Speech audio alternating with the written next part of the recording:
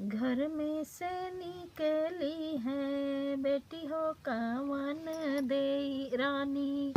बाबा से पूछन लगी बात जी।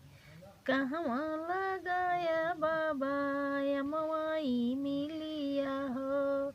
कहवा लगाया बसवारे जी। कहवा लगाया बाबा बेली के फूलवा हो। गमकाई घरवा दुआरे जी। गमकाई घरवा दुआरे जी। कहवा पे बोलई बाबा वन के कोयलिया हो। कहवा पे बोलई कागजी।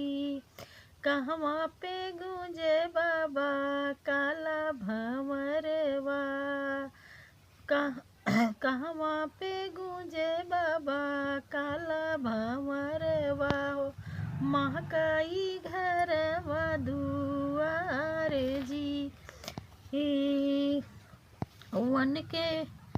वन के कोयलिया बोले घन बसवरिया हो। बैठी बड़रिया पे कागजी।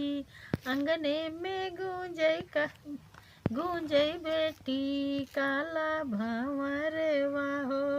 घूमई बैलिया के डारे जी। घूमई बैलिया के डारे जी। हथवा में लीही बेटी बस के डेलरिया हो। भंवरा जे लागे मेड़राई जी। भंवरा जे लागे मेड़राई जी। छूटी गई हाथवा से बांस के डेलरिया हो। फूलवा जे गईले छितराई जी। अपनी महलिया हो भंवरा के देखी डरी जाई जी। अपने महलिया हो भंवरा देखे डरी जाई जी। अपने महली भीतरा से निकले हैं भैया हो कवन रामा। बहिनी से पूछई अरथाई जी। बहिनी से पूछई अरथाई जी। काऊ देखी मोरी बहिनी तू डरी गईलू हो। हमसे तू देत्यू बताई जी। हमसे तू देत्यू बताई जी। फूलवा तोड़न गईले बाबा फूलवरिया हो। भंवरा जे गूंजे लागे डर जी। उहाई देखी मोरे भैया हम डरी गईले हो।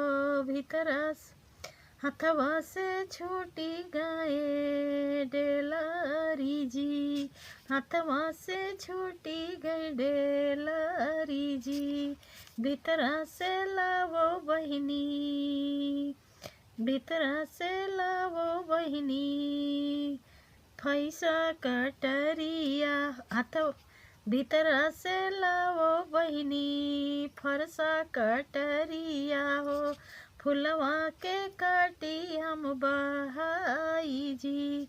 नहीं रही है बहिनी हो बैली के फूलवा हो। नहीं लई है भंवरा बसेर जी। नहीं लई है भंवरा बसेर जी। जिन काटा मोरे भैया जिन काटा मोरे भैया फूलवा। जिन काटा मोरे भैया बेली के फूलवा हो। वही फूल गजरा बनाई जी। वही फूल गजरा बनाई जी। बेली के फूलवा पे भंवरा जे में डेराई हो। बेली भंवरा